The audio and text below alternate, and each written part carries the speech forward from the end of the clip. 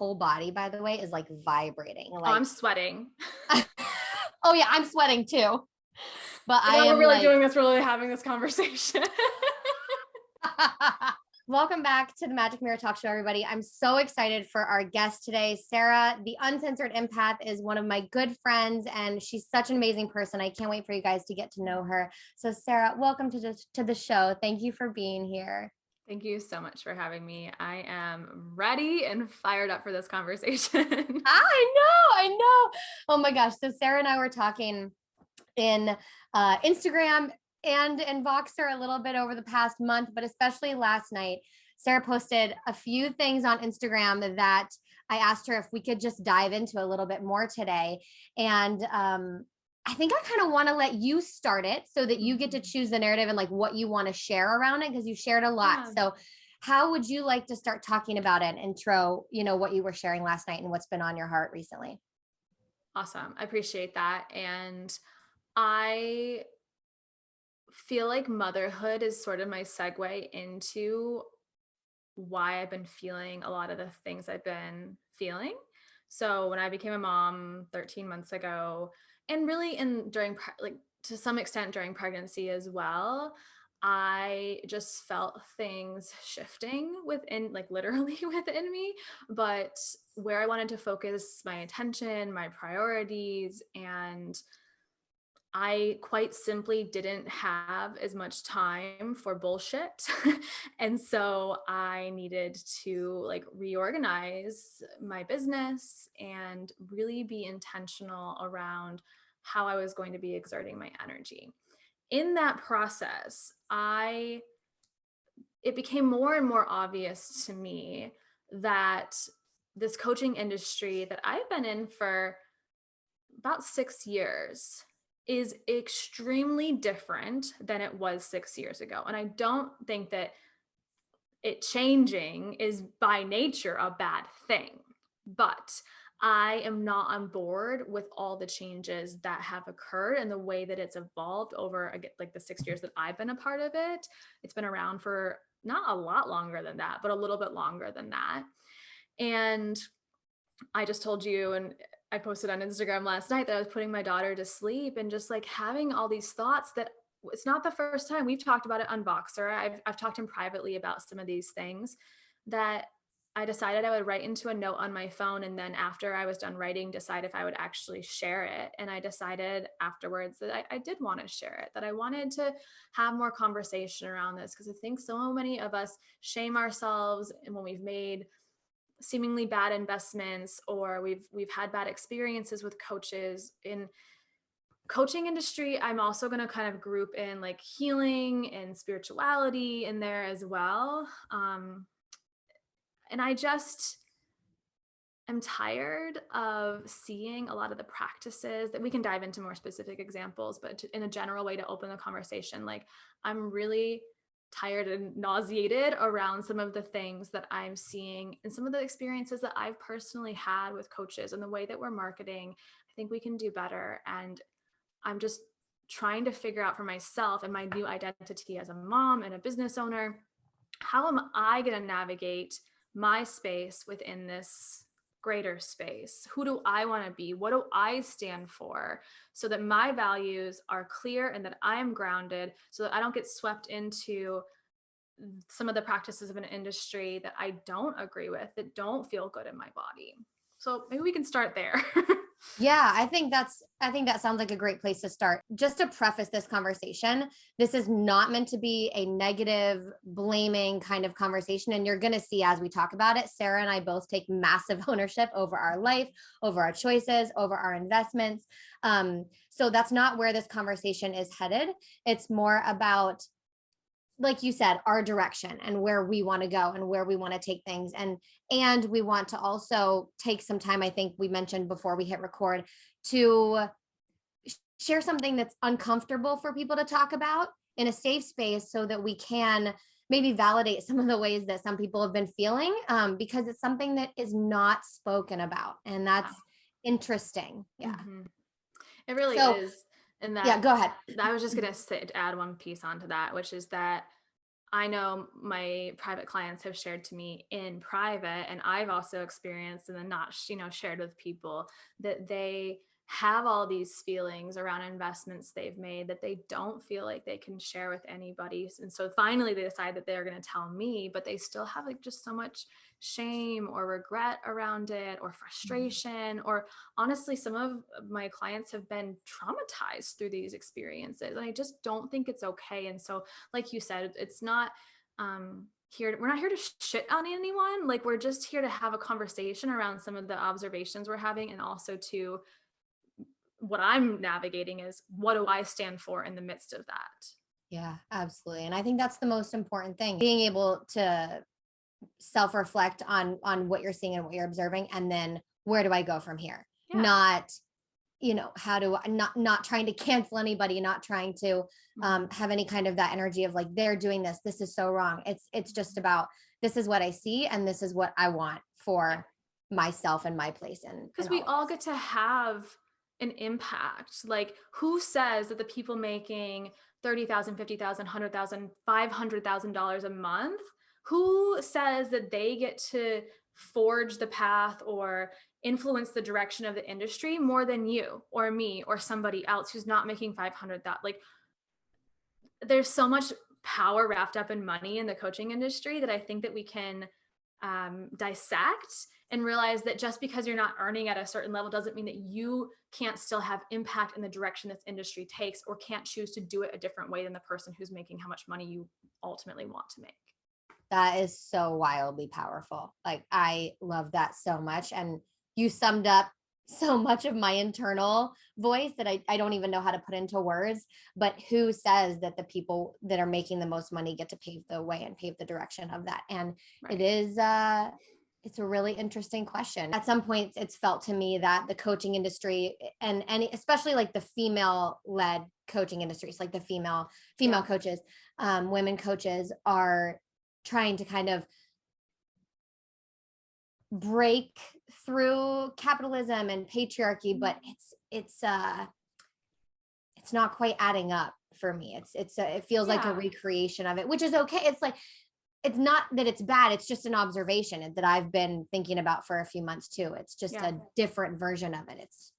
And that's where I very clearly said in my Instagram story last night that there are at least overlaps and similarities in the coaching industry with pyramid schemes.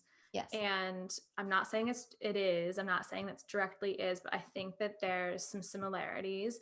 And one of the similarities that relates to what we're just talking about is, if the people at the top of the pyramid who are making, and that's going to be based on like how much money they're making in the coaching industry, they're the ones who are they're going to be very few and far between. There's not going to be very many up there at the top.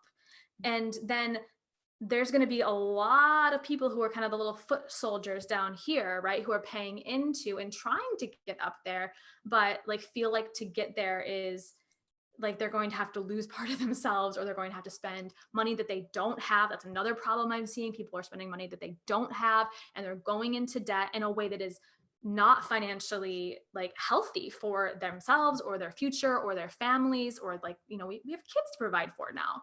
So when we think about it that way, there's so many more people right here than there are up here. So that just to me is reinforces that the influence of people down here, they still have influence even though they're not earning a certain amount of money. There's more people in, I would argue, the 0 to 10K a month salary or like income level than there are people making, let's say, $250 to $1 million a month, because there's people who are also doing that, but that's not the majority. So I think we can take a moment to realize that that's not like a normal necessarily thing. That's not like the norm of the coaching industry, but it exists in the coaching industry. And then how do we want to play our part? And for me, part of it is just like not playing into the similarities of pyramid scheme, which also looks like, I am going to hire you, Abby, and I'm going to pay you $30,000 a month. Now, because I'm working with you, I'm going to charge my clients $15,000 a month. And then my clients are going to charge $5,000 a month for their clients. And I'm going to post about you and how much I'm paying you so that it makes me look good. It makes me look like I have so much money to spend or to invest into you as a $30,000 a month coach. Like, it's, they say it's organic marketing, but really it's like paid marketing, because you're paying your coach for then maybe your coach to also shout you out and talk about how great you are. So there's nothing like inherently wrong with that, but I just don't think people understand all the things that are happening within that system. Yeah, like below the surface. Yeah. Gosh, there's so many good questions to ask here. It's crazy. This is such a great conversation. I totally agree with you. And I would say, even when you were saying more people, at the 0 to 10 than, over 250 a month, whatever, I think like more than $20,000 a month, more than $50,000 a month. I think the majority, I feel like, is in that 0 to 10 range. And so many people like want to do this work, and they come in with so much like passion and excitement around it and drive. Yeah. And then I think, and this has happened to me, so I'm curious if this has happened to you. But for like the last few months of last year, heading into 2022, I was in a specific mastermind group, and I started to think something was wrong with me because of the results that kind of were promoted in the group not showing up for me. And I didn't mind at first. And then the way that the style was and what was happening, I just started to feel like, what am I doing wrong? Like, what's wrong with me? Like, what's happened? Like, something is wrong with me. And it wasn't until February of this year that I really, like, I started to break down. And I was talking to you a lot during this time. So this is when we did the Reclaim Moment together. And I was like, I had to start breaking down all of my rules and starting to see where I put everyone on pedestals, and where I put, all these milestones and all these things at the forefront of my mind. And when I came back into why I was doing it, what was here for, I mean, it was like a fog lifted, and all my drive, all my passion, everything came back, and I knew exactly what to do. And that involved me unfollowing every single coach, including you, for a while. Like, I unfollowed everyone, and took just like a total hiatus, and detox, and focus on creating what I wanted to create, and then have kind of brought that back. But I'm curious if that has ever happened to you. Yeah. Well, I think what you did was really healthy. I think we all could benefit from doing that. And it's not anything against some of the people who then we, do love and choose to refollow. But there's definitely something to be said about using and directing your energy in consuming content that, makes your life better versus makes you in a constant state of comparison, or a constant state of like, I wish I could have that. And this is a constant reminder, or a re-traumatization of like the things that I've been through in my life, and why maybe I'm not there yet. And it really breaks my heart to see the people who are so driven. They come in, and okay, here's the beauty of the coaching industry is that women are making $1 million a month. Women are making $100,000 a month. Women are making $10,000 a month. That is not worth celebrating. Like, it's fucking awesome. Yeah. And when we come in with all, like, we see the sky is the limit. We see how much potential for growth and evolution and expansion, and like just to be paid to be ourselves. It's sexy. Like, and we buy into it. And there's a lot of beauty in that, because there really is a lot of potential. And then we start investing our money. And if we have then those experiences where, like you said, in this mastermind group, is there something wrong with me? Why am I not getting the results that I was sold? Why hasn't this changed for me, but has changed for, even somebody else in the group? Why is my coach earning this much money? And if I'm getting mentored from her, shouldn't I learn the tools to get to that same level if I hired her?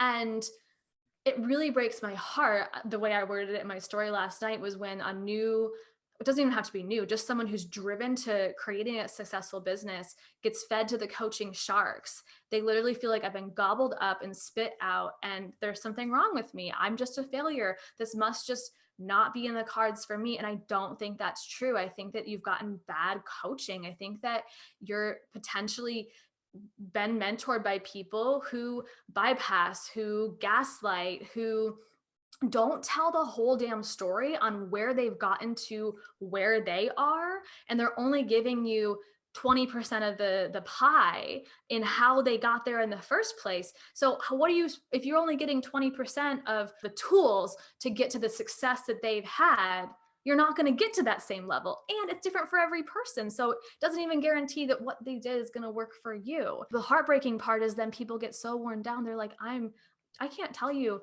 at least 10 people, which feels like a lot, messaged me in the last 24 hours specifically saying, I've been feeling all the things you just said, and I have almost left. I've almost given up. I'm so over it. And I had to be careful, like not careful, but I was mindful that I didn't say those things and then say, fuck it, I don't want to be a part of this. See you later. It was, I feel all these things, they really frustrate me, and I'm staying because I think that there's a better way. So now I have to figure out what the better way is and forge that path, which is very much in my human design. So I'm trying to own that. But I don't have all the answers yet either. I just know that, like, going back to you put a pin in that question of how the industry's changed over the last six-ish years, at least since I've been a part of it. And I think one of my answers to that is that the way that we market has changed a lot. The number of people in the coaching industry is way larger than it used to be. And the way that people price things has also drastically changed. Can you talk a little bit more about each of those things? Yeah. Like the way that I just think those are such key things. And I would love to just hear your take on them, how they've changed, especially because I've been in the industry for about 3 years. The way we market, I think that in the beginning, we were figuring out what we were doing. Like, no one really knew what they were doing. Yeah. I mean, even Instagram wasn't that old, right? And they're like, oh, wait, we could like use this as a platform to like make money and not just be social with the people we actually know in our life or we've met on vacation or something. And so we were just figuring out how to sell on social media. And as coaches and like service-based entrepreneurs. And so it was clunky and it was sort of messy, but I would say like what I would summarize was happening was, this is my program, here's what's included, and here is it as how it's going to like help you. Here's how much it costs, like very straightforward marketing, just kind of like, here's the things, list maybe some pretty graphics, maybe not. Like it was just kind of DIY, again, sort of clunky figuring it out. And then it started to get like a little bit more smooth. And then there became these like specific strategies of selling. People developed their own strategies of selling.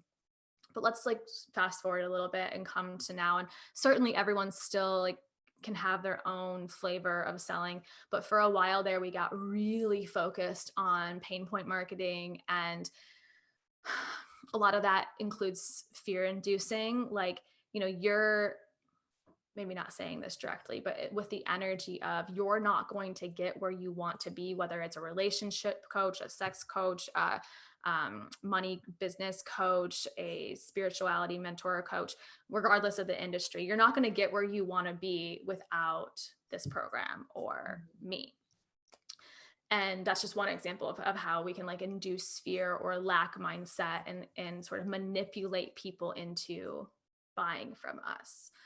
And there's a lot of people who want to better themselves and like do things to feel good and have their best life and live their vision board life. So there's a lot of people who buy into that. And so that pain point marketing eventually in the year 2020 got really called out and was like, this is not okay. We can't keep pain point marketing, which I appreciated. But then and this is again really broad observations that I've had, not everybody, but the broad observation that I had was we moved away from pain point marketing, which was to some extent, some people did. Awesome, cool. But then I feel like what replaced it is this like nervous system dysregulating, jolting way of selling. One example of that is the trend of the mystery invisible offer that we see that is like, buy my thing. I'm not going to tell you anything about it. And I don't think that's inherently wrong. I think it can be fun. I have in a mystery in my gene keys. So I love to play with mystery. Occasionally I buy into some mystery, but it can be done in a way that is fun versus the way that I've seen it fun. I've also seen it where you sell with zero details, but it's that same fear induced, like if you don't buy it for the 333, you're going to have to buy it for the 1111. So like you need to buy it now. And again, this is going to be the best thing ever. It's going to be the greatest offer ever for $333. And people's nervous systems, like it's so dysregulating. Yeah. So now we see some of that. And again, I think it can be done in a fun way. I also think people are buying out of FOMO and then having buyer's regret, and then they don't trust themselves to invest in themselves again because I had this bad decision in the past and now I can't trust myself to invest in myself. So we're seeing some of that.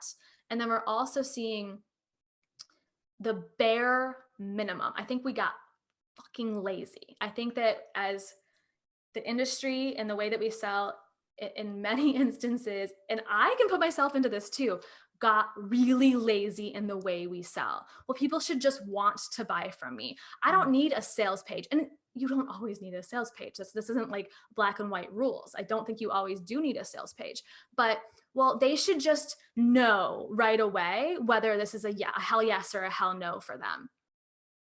That's not always the case for me. Sometimes I want the details. Sometimes I want to know what I'm spending my money on. Sometimes I want to like feel into it for 3 days, and I don't want the like, well, it's going to be $5,000 more tomorrow, so you should buy today pressure put on me. So there's just a lot of dysregulation that is being perpetuated in the way that we market, and then lack of details that I think is kind of lazy. Yeah. Do you think it mirrors any other, like a way that marketing happens in other industries in the world? Or do you think that it's kind of its own, do you think it's separate? I honestly haven't thought about that, but my initial response is that this industry has evolved into sort of like its own beast and its own culture, so that I'm sure we could find similarities in other industries, but none are coming to my mind because it has evolved and kind of boomed in its own way. Like, I'm asking you to see if you have any ideas, but also sort of hypothetically, like presenting it to everyone listening. And what other industry can you, from your phone, like just post about your life and make millions of dollars, like, or not make millions of dollars, right? But like, it's so accessible, and that's why I think so many people are like, I'm gonna do it, and they don't realize that it's not just having a social media account, it's like running a whole business. Yeah.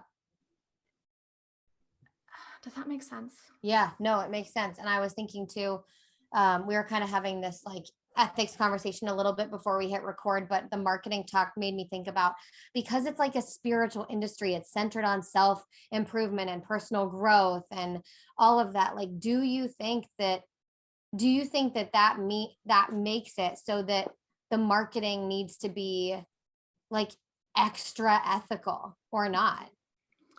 Because do you think that it's like preying on the emotions of other people essentially, and the nervous systems and the trauma responses to get them to buy? To some degree, absolutely. I think that there's a lot of preying and predator energy. even if it's not intended, I don't Yeah. think that people are like out to be these manipulative marketers or to like sell in a manipulative way. I don't think that there's like just these like evil people. I Yeah. think that we either a lot of times we see the example and we think we have to do it that way, so we're emulating, we're imitating, we're mimicking other people who we have seen create success by doing that, because most marketing is pain point marketing, and I don't think it's always wrong to talk about this is for the person who is struggling with this thing. That's Mhm. not inherently wrong. We see that across many industries. I think that where there's a fine line is, are you always talking down to people's pain points, or are you ever building a vision for the future of what their life can be or how it can be better?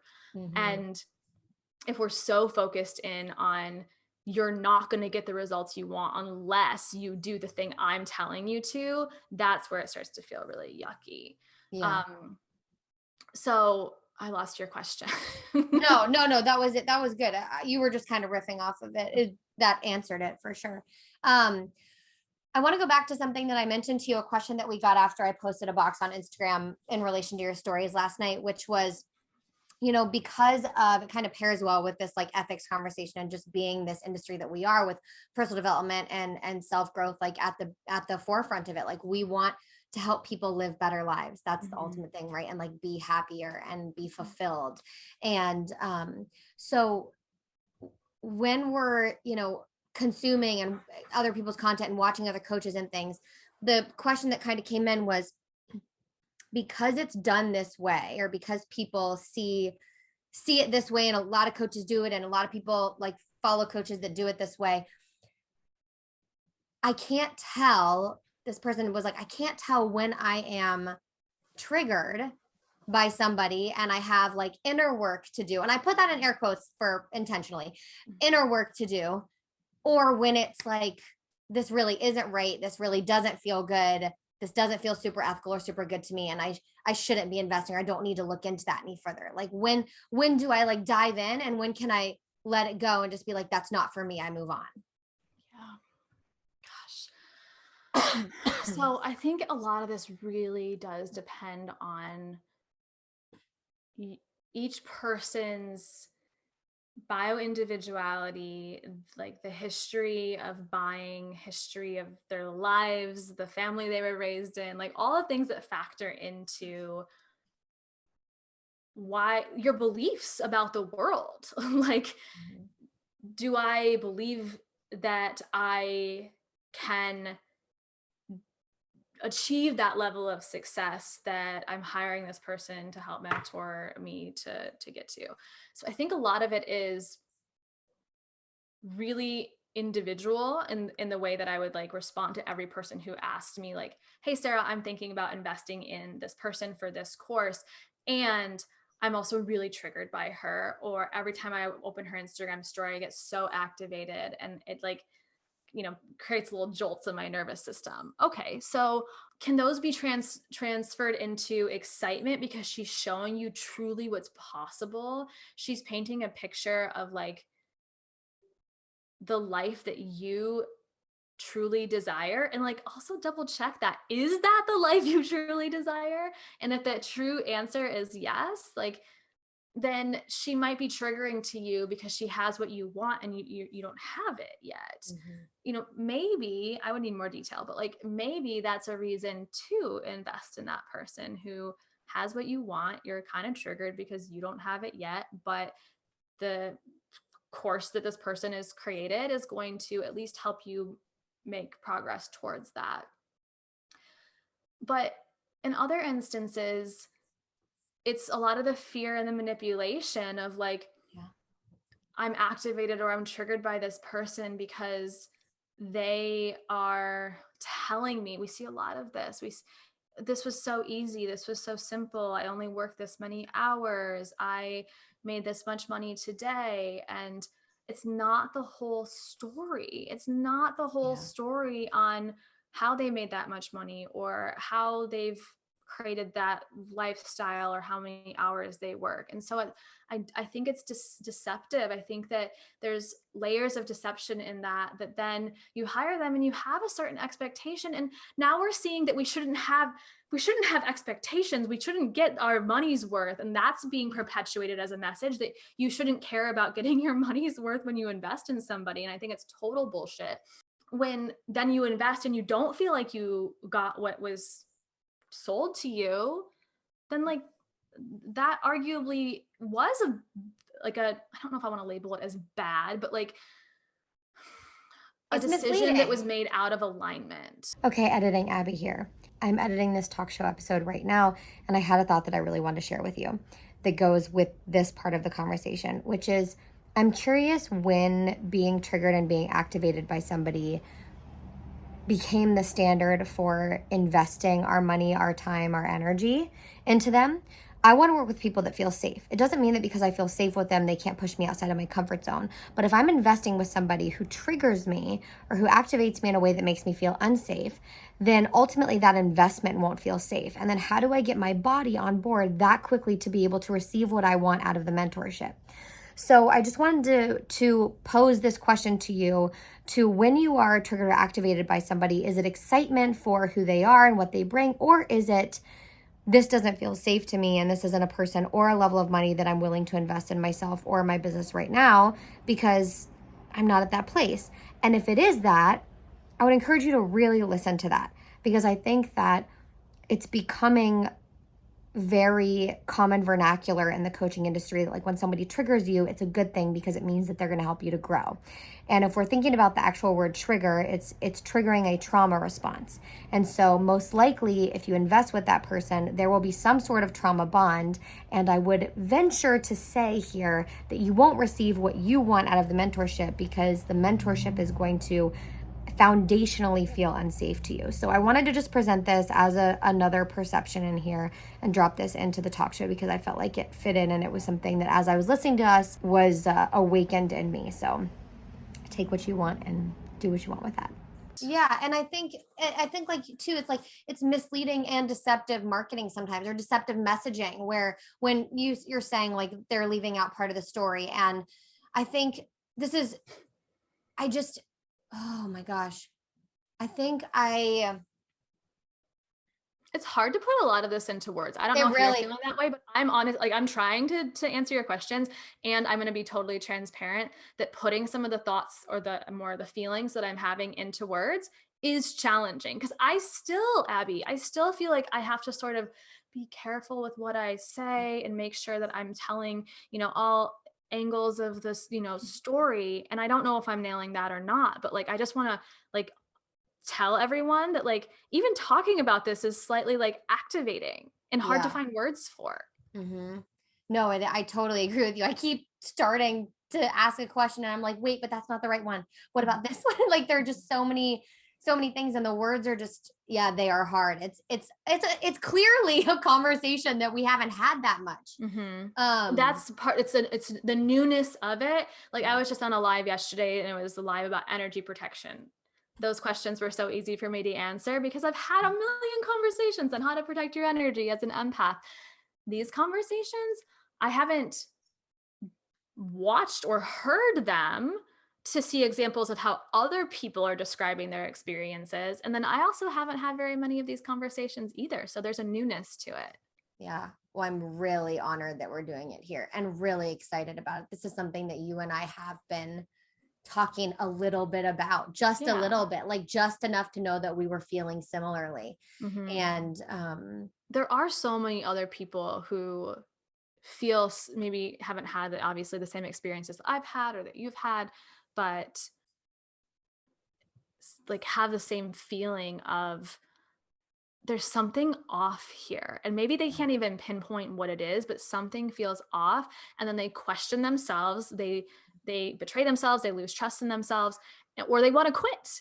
And that breaks my heart too, because I'm like, there's a lot of good that can be created in this space. There's so much potential, there's so much possibility, and I fear that some of the greatest healers and coaches that are on the planet, because they're not hyper focused and fixated on the money and playing this like, rat race game, are going to feel like they don't belong here. And that's a disservice to the world, because we need you. We need your skills, your talent, your natural ability to be a space holder, to be a facilitator, to be a healer, to help people with their nervous system, to help people with their relationships, whatever area you're working in.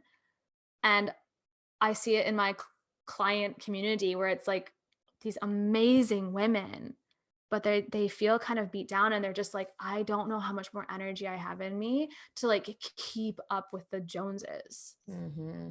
And it does feel like that. I think we just see so many people posting about and highlighting the money all the time. That, do you think it's like money marketing, right? It's like it's speaking to money, and it's now, I'm even seeing it's like moneyception feels like a little bit, because it's like somebody talking about how much money they make, and then how much money their client makes, and how much money their client's client makes. And it's like this, it's like it's an actual illustration of the pyramid scheme. And that's why also all those people then turn in, no, I'm exaggerating here, but everyone turns into a business coach, because they're like, oh, well, I'm just going to teach people how to make money. And then I was a relationship coach, or I was a breathwork facilitator, and now but I should just be a money coach, because that's how you make money. Do you think it's just like that way people are doing that because it's the easiest way to get people to buy right now? Just like pain point marketing? I've heard that from my clients right out of their mouth. Sarah, should I just become a business coach, because that seems like the only way to make money in this industry? Yeah. And they don't actually want to be a business coach. And arguably, like, not everyone is qualified to be a business coach. So I think that this is where we talked about in the beginning, taking ownership and responsibility for our own part in this, or the, misaligned choices or decisions we've made in the past. And this is where I think about like, okay, what ownership do I get to have? And one little layer of that is I take ownership over the people who I do follow and the content that I do consume, because I think that the fact that I'm feeling the way I'm feeling says a lot about who I'm following. Little alarm is going off in my brain that's like, Sarah, if you're surrounded by people who are selling and marketing in a way that doesn't feel good to your soul, then you need to unfollow those people. Like, you need to take responsibility that that's the energy that you're consuming, and step away. Yeah. Do you think the money sells and the business coaching thing is like a modern day coaching industry version of like how sex always sold? And like Maybe. And like exploitation of female bodies, essentially, a little bit. It's money is sexy in its own way. Yeah. And it's okay to want money. It's okay to want money. Like, I'm very okay with, the fact that like I like money. Money gives me the opportunity to do things. I want money. Like, I don't want to work for free. My point around that though, I totally agree. And I don't care about money, and I care about having enough money to live the lifestyle that I live. And if at some point I hit a number where in order to earn that number, I am miserable, then I don't care about that number. Yeah. Like, or there's a threshold there. Or dysregulated, or, you're anxious and you're depressed, or, you have FOMO all the time, or you're working in or having comparison all the time. It's my thing is just work. I'm borderline some workaholism tendencies, and a lot of it has to do with the way I was raised in childhood and my family like tree, all the things.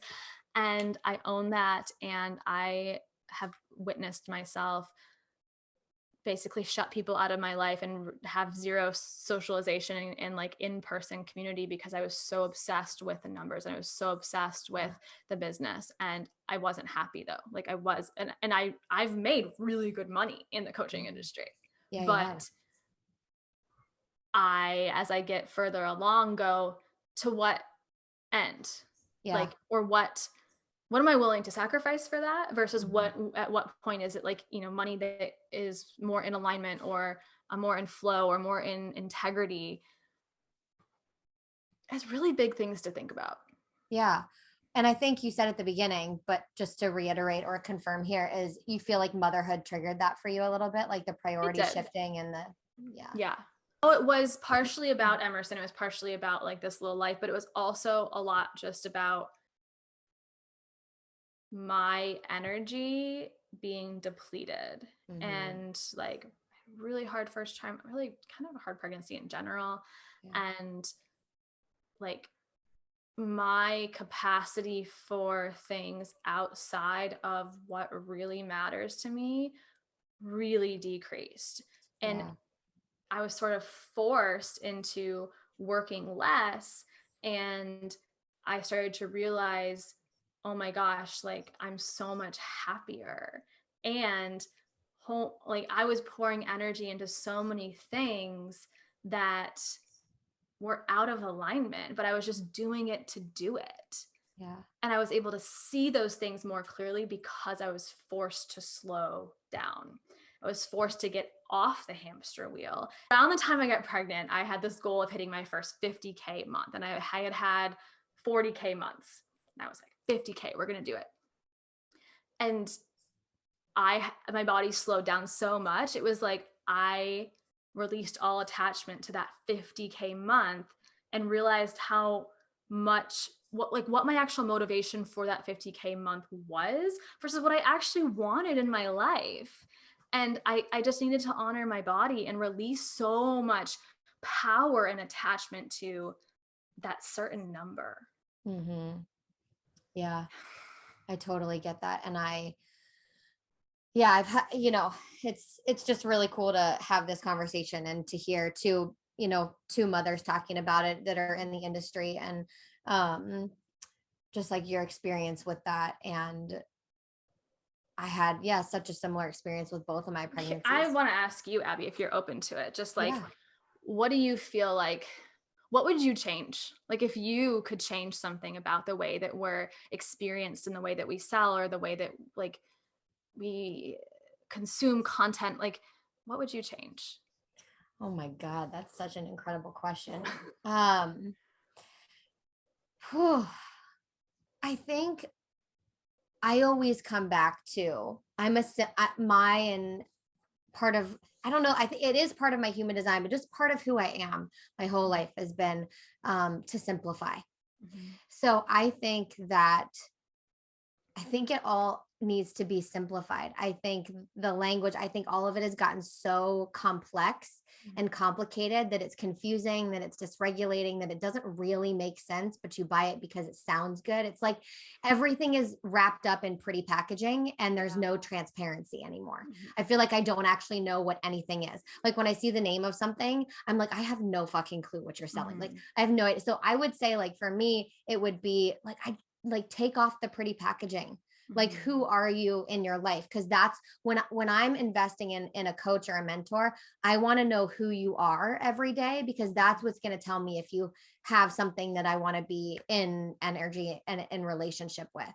Yeah. um I'm kind of done with the consuming of the knowledge piece. I mean, I'm always learning new things, but I'm more interested in people and coaches and mentors that are, living lives, and not in terms of money, but in terms of their energy and how happy they are and the joy that they spread and the way that they speak.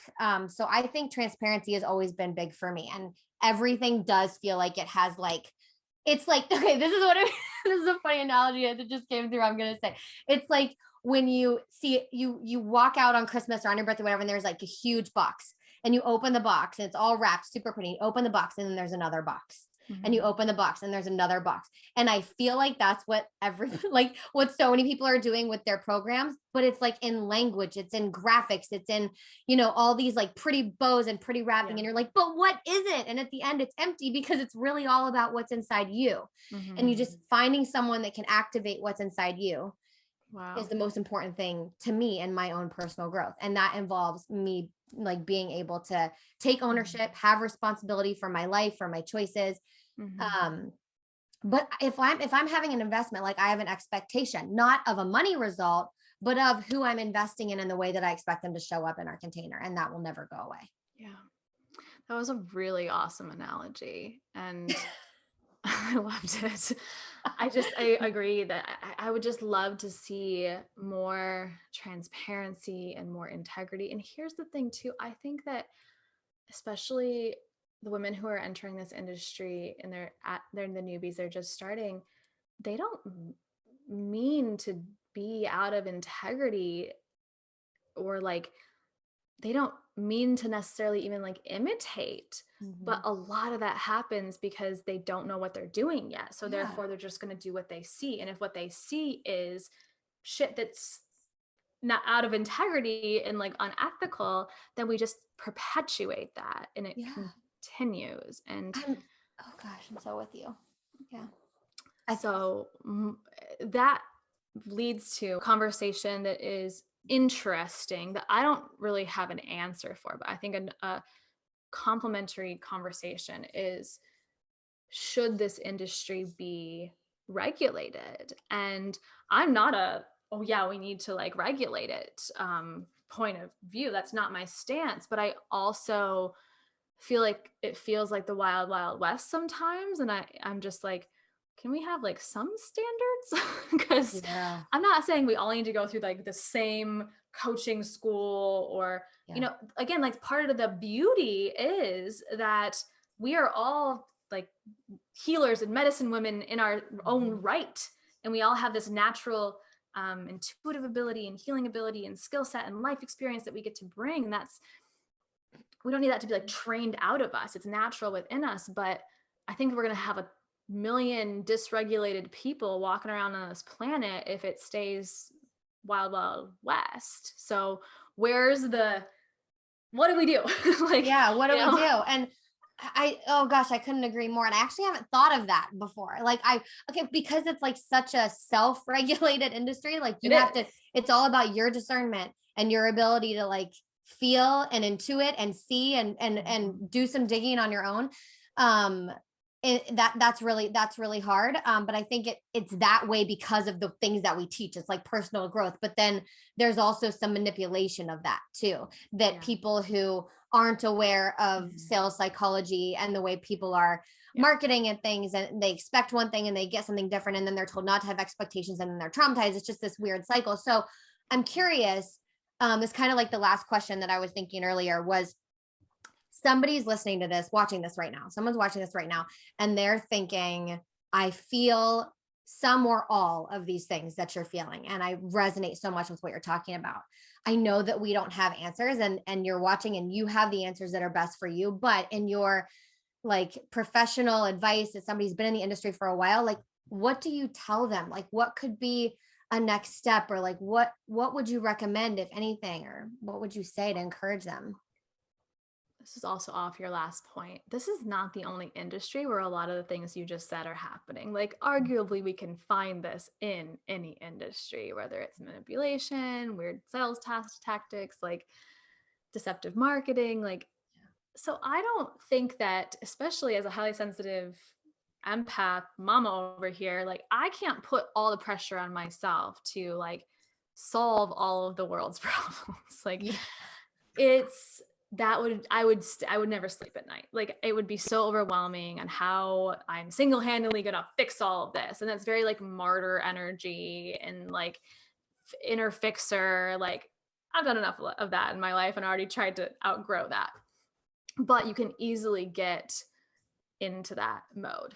So realizing that it's not just here, that it's everywhere, I think expands our vision of, you know, where do we want to direct our energy and how can we really make a change if we do desire a change? Because some people would also probably disagree with a lot of what I've said or what you've said and just be like, I love the coaching industry. It's great as it is. I'm making amazing money doing things I love. I'm not seeing what you guys are talking about. And that could totally be the case for somebody listening. And then like, cool, like awesome. But if you do feel overwhelmed or you feel like you do want to make a change or like you're seeing things you don't like, you don't have to fix it all. And we don't have to, I don't think we need to burn it all to the ground in order for it to be a space that we like to participate in and show up in. So then Mhm. within ourselves, what can we do? What influence do we have? What impact can we have? And it goes back to the analogy and similarities of the pyramid, where there's way more people right here than there are up there. So like if we collaborate, if we have conversations around this, if we team up, if we partner together, our voice can get really, really loud.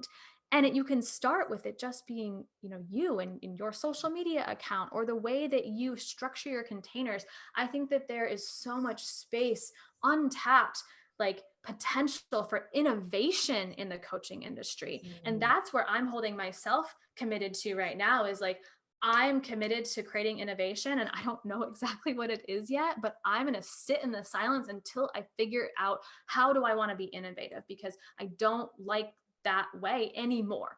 I played that game and I'm totally guilty of being part of some of these things.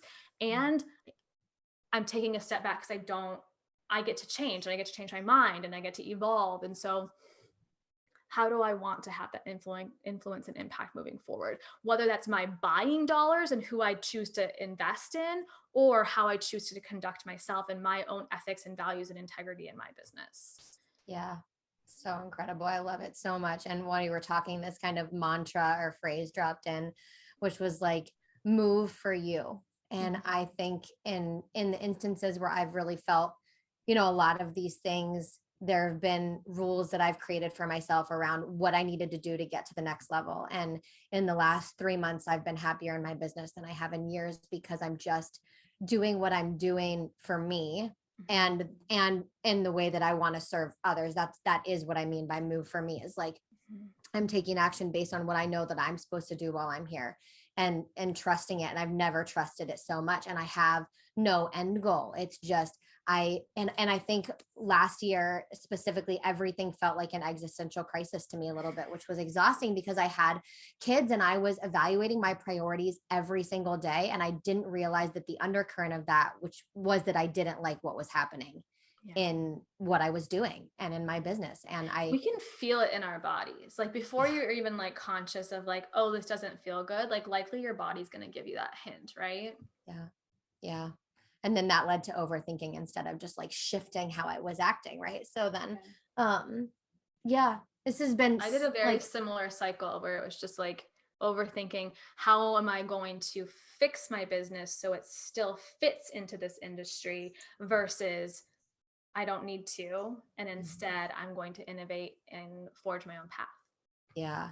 I very much feel like humans are unboxable, but we try to, pigeonhole ourselves in. And you don't have to be like, I don't necessarily identify myself as a part of any industry. I've never felt that way. Even on Instagram, when you're like selecting it, I'm like, I don't know all of the above. Like, I'm just me. yeah, exactly. So this has been such an incredible conversation. I know that we could talk forever on this, and I'll definitely have to have you back on to have another conversation. Initially, it's funny, before you posted last night, I was like, I'm going to talk to Sarah all about motherhood, and I can't wait. It like dropped in. I was like, I want to talk about mom things. So I actually do want to have you on to talk about that. But this has been so incredible.